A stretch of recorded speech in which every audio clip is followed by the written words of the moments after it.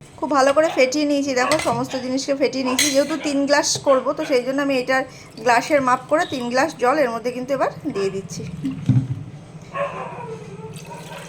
চাইলে ঠান্ডা জল ব্যবহার করা যেতে পারে, কিন্তু আমি এখানে নর্মাল জল ইউজ করছি। আর দেখতেই পাচ্ছ কালারটা কিন্তু একটুখানি লালচে লালচে, মানে মিষ্টি দইয়ের মতো কালারটা হয়েছে, কিন্তু এটা কিন্তু সম্পূর্ণ জ্যাগারি পাউডারের জন্য হয়েছে। তোমরা যদি মনে করো যে মানে জ্যাগারি পাউডার দেবে না, চিনি দেবে, তাহলে কিন্তু কালারটা এরকম লাল হবে না, সাদা হবে, কিন্তু টেস্ট একদম সেম সেমই হবে।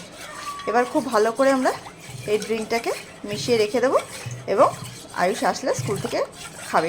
এই যে কতিলাটা দিলাম, কতিলাটা খুব ঠান্ডা। যে কোনো জিনিসগুলো যেগুলো দিয়েছি সব কটাই শরীরের পক্ষে খুব ঠান্ডা, এবং এই ড্রিঙ্কটা কিন্তু তোমরা বাড়িতে ট্রাই করে দেখবে। ভীষণ ভীষণ রিফ্রেশিং, এবং মানে গরমে এই ড্রিঙ্কটা খাওয়া শরীরের পক্ষে ভীষণ ঠান্ডা। শুধু লস্যি তো সকলেই খাও, কিন্তু বাড়িতে একবার এরকম ধরনের এই কতিলা দিয়ে আর এই সবজা সিড আর টক দই দিয়ে এটা বানিয়ে দেখবে। চিনি বা গুড় সেটা অপশনাল।